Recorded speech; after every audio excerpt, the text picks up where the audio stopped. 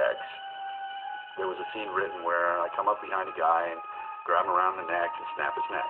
We've seen that a lot of times. I don't mind breaking the guy's neck, but how about if come up behind the guy, grab him around the neck, and slowly break his neck? You know, just keep squeezing and you see it twist, and then you hear crunch, and he falls.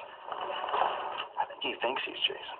When I started playing the character and really enjoying the character, I thought, you know, this might be kind of interesting for fans to see how much I really enjoy playing Jason, so I did that.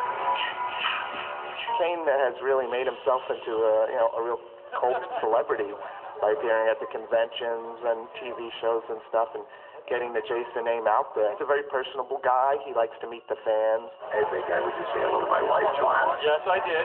He's the only actor to play Jason more than once. He's been aggressive in keeping Jason alive. There's 28 kills in Jason X. I'll be there. Kane's perfect for horror conventions because Kane's a nut. Every 13th person that comes through the line, I beat to death with their own arms, so that's kind of fun for me. It's always a good time for all of us guys to get together. I never as a stunt person, expected any kind of notoriety. Do you enjoy playing the character? Yes, I do. Is it hard to work in the makeup? Yes, it is. Would you kill my mom? No, I won't. And you know, when you kill people in the movies, you really kill them? Well, I know what they want to hear, so I say, yeah, I do. Because it's really effective that way. What the hell is going on? He's fucking boring. That's what's going on. The fun of it is that you've got this master of ceremonies at the center of slasher movies. Texas Chainsaw Massacre and Leatherface, Halloween and Michael Myers. Michael Myers is more of a phantom type figure. Jason and Michael Myers are somewhat similar. That wear masks, they don't talk, and they do all the killing. Freddy Krueger, of course, lives in a dream world. Freddy Krueger didn't go on until 84.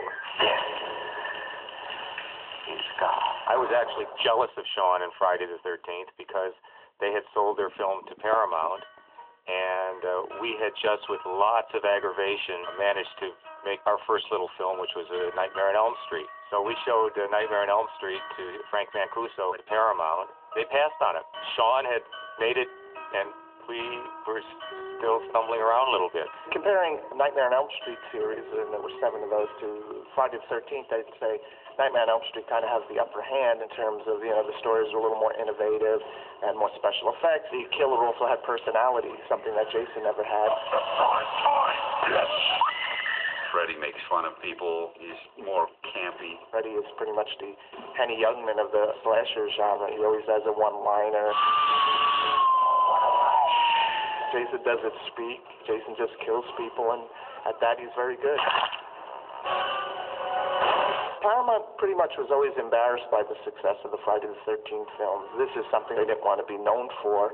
You know, this is a studio that made movies like Ordinary People. Paramount Pictures was ashamed of Friday the 13th. They weren't proud of it at all.